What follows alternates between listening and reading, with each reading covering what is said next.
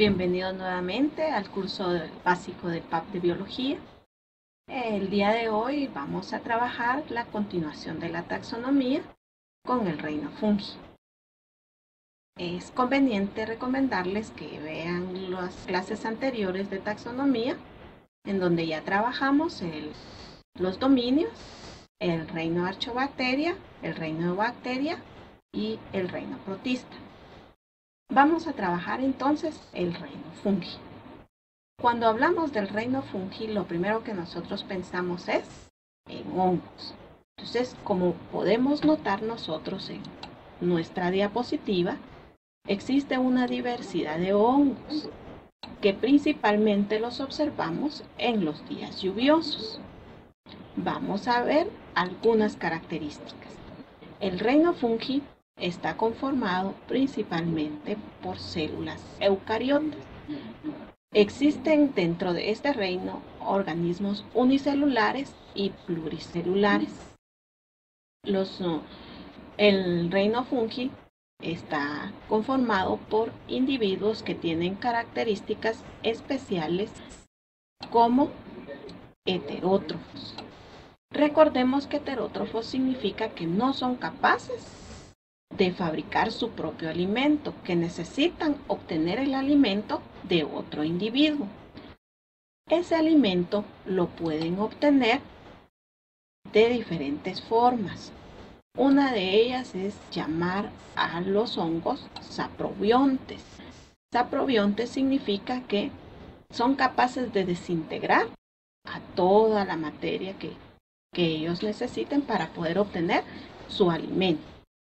Tal es el caso de las frutas. Ustedes pueden observar que cuando se arruina una fruta, el hongo que está ahí absorbe todos los nutrientes de ella hasta desintegrarlo. Otros hongos son parásitos. Recordemos que parásito significa alimentarse de otro sin tener en cuenta los daños que se le puedan ocasionar al individuo. Es decir, únicamente van a obtener un beneficio sin importarle el otro. A eso es a lo que nosotros vamos a llamar parásitos. Vamos a decir que tienen un tipo de reproducción tanto sexual como asexual. Cuando trabajemos el tema de reproducción vamos a hablar específicamente de cada uno de ellas. Por hoy vamos a indicar que la reproducción asexual solo necesita a un individuo y son copias exactas de él. La reproducción sexual necesita de 2 individuos. Existen en el mundo alrededor de 100.000 especies aproximadamente del reino fungi, integrantes de este reino.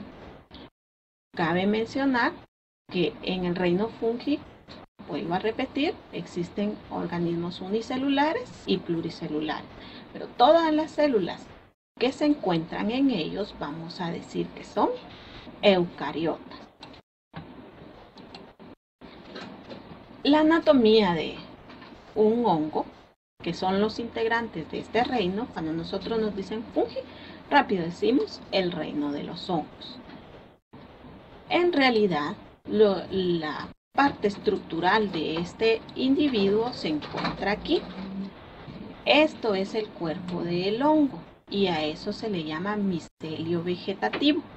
Es lo que se encuentra sujeto al medio donde va a vivir, llámese suelo, llámese hoja seca, tronco de árbol, superficie de una fruta, etcétera, etcétera. Lo que nosotros observamos de los hongos, de este sombrerito que está conformado por unas laminillas, es realmente la parte reproductiva del hongo. Nosotros podemos ver aquí que la laminilla, que es la parte que tiene el hongo de abajo, que se ve así como unas linitas, esa laminilla, en ella vamos a encontrar las esporas. Las esporas es la parte que se une para formar al nuevo individuo. Podríamos decir que es similar a la semilla que va a dar origen a otro hongo. El cuerpo del hongo entonces va a estar conformado por un micelio vegetativo, ¿sí? Y un cuerpo fructífero, que está conformado por un pie y el sombrero. Esta es la estructura de un hongo ya bastante completo. Depende de el tipo de hongo y la clasificación en que se ubique, así va a ser la forma, pero estructuralmente vamos a decir que todos van a tener un micelio, van a tener un pie y van a tener un sombrero, aunque de distinta forma, a excepción de los que son unicelulares. Ahora vamos a hablar un poquito de la clasificación. La clasificación de los hongos realmente inicia con los quitidiomicetos. Los quitidiomicetos son los hongos más pequeños, por decirlo así, de esta clasificación y se reproducen por esporas. Los quitidiomicetos son hongos primitivos, casi todos son acuáticos y recuerdan cuando trabajamos el reino protista que dijimos que estaban los semejantes a hongos, que son los mohos. Se puede decir que estos son los que evolucionaron luego de ellos. Son hongos estructuralmente bastante sencillos. Recordemos que tienen sus células eucariotas. Luego tenemos los cigomicetos. Los cigomicetos, depende de la bibliografía que ustedes utilicen, así va a estar escrito. Algunos tienen una Y y así es como los van a encontrar. Si nos damos cuenta, si los comparamos con los anteriores, estos ya tienen una estructura mayor. Podemos nosotros observar aquí el micelio y aquí podemos observar todas estas en conjunto, se llaman hifas. En realidad la parte que nosotros observamos de los hongos es cuando se encuentra en reproducción. El cigomiceto más conocido es el que se encuentra cuando se descompone alguna fruta. Estos tienen esta particularidad. Cuando nosotros dejamos también un pan o una tortilla, podemos observar en él una estructura grisácea que si la dejamos mucho más tiempo se pone anaranjada, principalmente en las tortillas, y eso anaranjado significa que ese hongo se está reproduciendo. ¿Por qué? Porque forma unas esporas. Posteriormente vamos a ver la parte reproductiva. Luego tenemos los ascomicetos. Los ascomicetos, ya si ustedes pueden verlo así, va tomando la forma de los hongos que nosotros conocemos comúnmente, ¿verdad? Que ubicamos el sombrerito y que vemos el palito. Los ascomicetos, muchos de ellos son utilizados en la industria. Uno de los más importantes es la famosa levadura. La levadura es parte de esta clasificación y tiene la característica de ser un hongo unicelular. Esta levadura es utilizada para fabricar el pan. Aquí nosotros podemos observar, es como ustedes lo encuentran en el mercado, y si tienen la oportunidad de ver cómo se fabrica el pan, dice es que hoy no creció el pan. Realmente ese no creció significa que esta levadura no reaccionó. La levadura ayuda al proceso de fermentación, por decirlo así, una reacción química que hace que el pan se vea así esponjoso y rico, ¿verdad? Que nosotros, digamos, queremos probar ese pan. El responsable de este crecimiento del pan es esta levadura, que pertenece al grupo de los ascomicetos. Y los que nosotros más conocemos son los basidiomicetos. Los basidiomicetos son los hongos que nosotros vemos principalmente en invierno. es importante decir que los hongos tienen una gran ventaja sobre cualquier organismo o cualquier ser vivo. ¿Por qué? Porque pueden pasar muchos de ellos en forma de esporas en estado latente. ¿Qué significa eso? Que está ahí guardadita la semillita y cuando cae en un medio adecuado, entonces se reproduce y forma al individuo. Es por eso que muchas de las enfermedades por hongos son difíciles de combatir. Vamos a hablar un poquito de la reproducción. La reproducción de los hongos va a depender de la clasificación de los hongos. Por ejemplo, las levaduras son organismos unicelulares, por lo tanto tienen una reproducción asexual. Las levaduras sacan una copia exacta de ellas mismas, no necesitan de nada más. Mientras que, por ejemplo, los basidiomicetos, que son los que nosotros vemos, tienen un tipo de reproducción sexual. Sexual significa que necesita dos células, una masculina y una femenina. En este caso se han ilustrado como N más N, ¿sí? Entonces vamos a observar aquí, por ejemplo, que vamos a tener el desarrollo de este hongo. Aquí han ampliado en esta diapositiva, han ampliado un poquito para poder observar cómo se reproduce, ¿sí? Que es la formación de las ascosporas. Aquí nosotros podemos, lo que más queremos resaltar aquí, es que aquí nosotros vamos a notar que tenemos esta N. Esta N significa que va a haber un individuo que va a tener la parte masculina, por decirlo así, y el otro la parte femenina. Aquí tenemos las ascosporas con una N. Aquí está el ascogonio, ¿sí? Que es una de las partes que aquí le han puesto más o menos, dependiendo del libro que ustedes consulten. Y aquí está el anteridio. Si nos damos cuenta, este se va a comunicar con este por medio de los rizomas, y va a formar una combinación.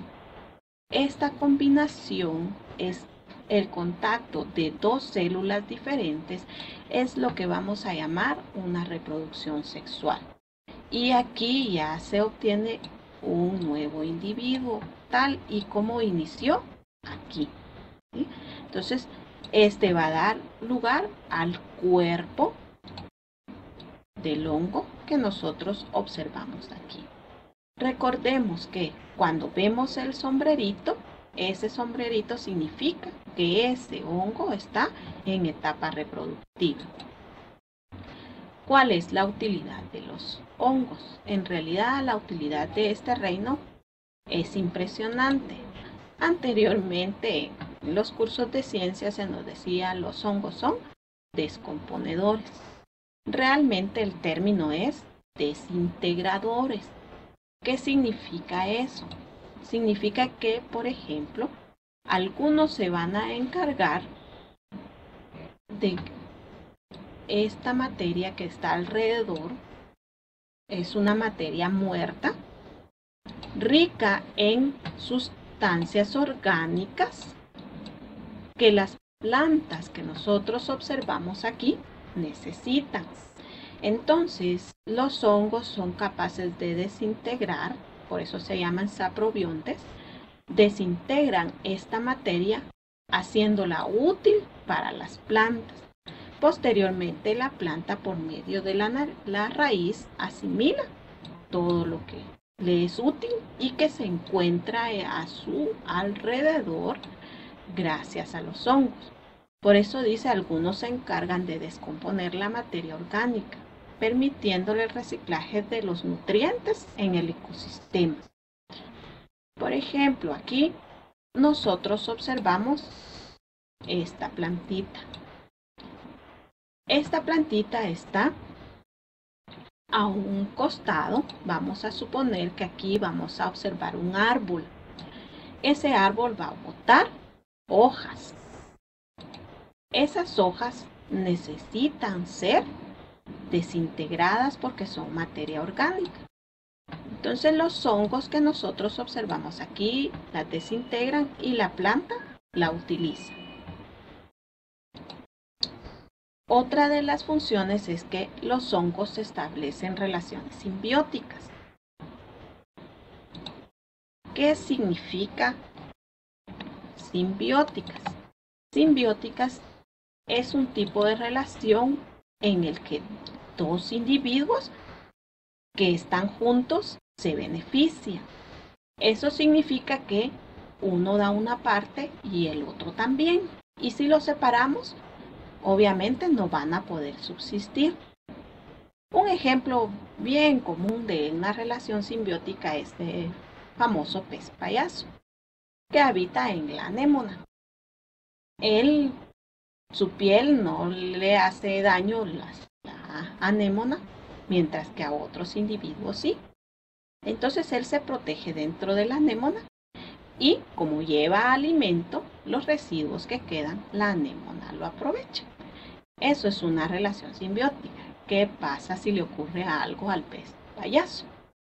Obviamente ya no va a llevar alimento y la anémona no podría subsistir.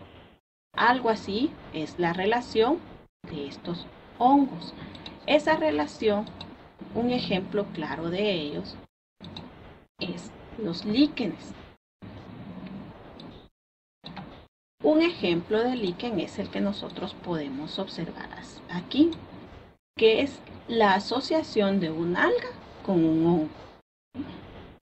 El alga le produce el alimento al hongo y el hongo se le ayuda al alga a su vez, ¿verdad? Luego tenemos aquí otro ejemplo que son las micorrizas. Las micorrizas, como este que observamos aquí, podemos nosotros notar que aquí a nivel de subsuelo, ¿sí?, se unen, por decir así, las raíces, que ya sabemos que se llaman hifas, las raíces de los hongos, con la raíz de los árboles. Obviamente las hifas no van a ser raíces, como propiamente dichas, ¿verdad? Solo es un ejemplo. Se comunican entre sí y como el hongo desintegra la materia, de una vez pasa hacia la raíz el alimento y la planta se beneficia. Esas son las relaciones simbióticas. Otra utilidad es en la alimentación y en la fermentación, como ya lo hablamos, con las famosas levaduras. Muchos de los quesos que se fabrican se maduran o se fabrican por medio de los hongos también. Otra de las utilidades más grandes y uno de los descubrimientos más grandes del hombre fue el obtener un antibiótico que ayuda a muchas enfermedades, como lo es la penicilina. La penicilina se obtiene de un hongo y por eso se dice que también son utilizados en la medicina. Al igual que tienen utilidades, obviamente también causan daños. Una de las enfermedades más comunes de los hongos es la cardiasis. La cardiasis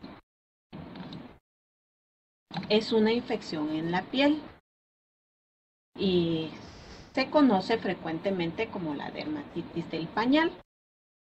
Esta es causada por un hongo, que también lo podemos encontrar en pliegues cutáneos, ¿verdad? Otro ejemplo es la muguet oral, que es una forma de cardiasis que afecta la mucosa de la boca. como nosotros podemos observar en este dibujo. Aquí esta enfermedad es muy frecuente en pacientes que padecen de asma. Resulta que estos pacientes van a los hospitales y los nebulizan, se llama. Cuando se nebuliza, se coloca una mascarilla en la boca, para boca-nariz, para proporcionarles el medicamento que les dilata los bronquios. Pero ese contacto, cuando se tiene mal manejo de los instrumentos, puede contener un hongo y provocar estas infecciones. Aquí tenemos otro ejemplo. ¿Cómo vamos a saber nosotros que tenemos una enfermedad producida por hongos? Los hongos tienen la característica de que la mayoría de ellos forman una especie de cascarita.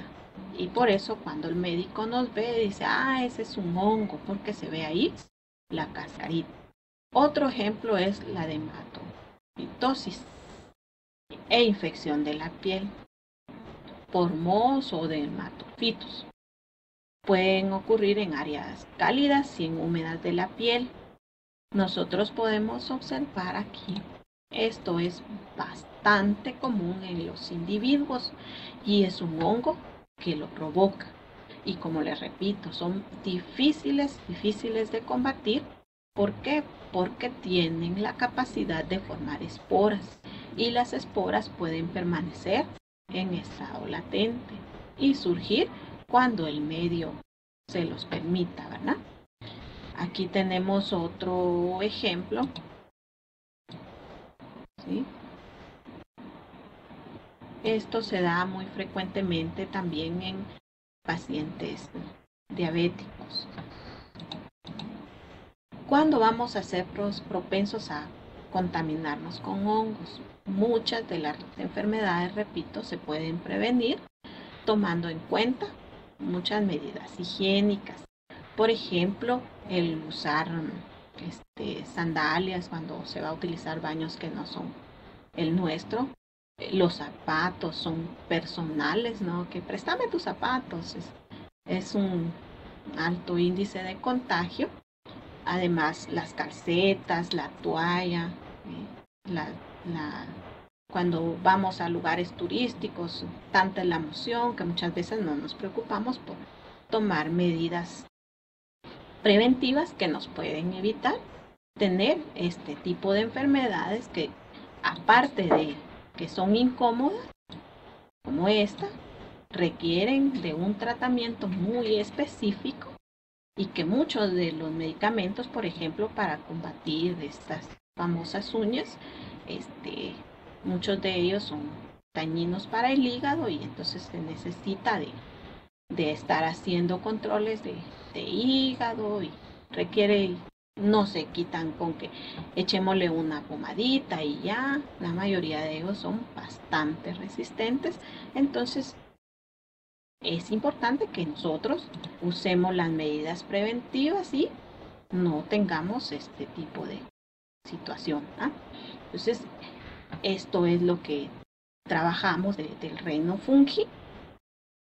Es un reino bastante amplio, es un reino que sí, la clasificación va a depender, la reproducción va a depender de cada una de las clases y es importante que ustedes revisen los tipos de reproducción y que pues lo trabajen cuando tengan el tiempo disponible. Los espero en la próxima clase. Seguiremos trabajando la taxonomía con los diferentes reinos.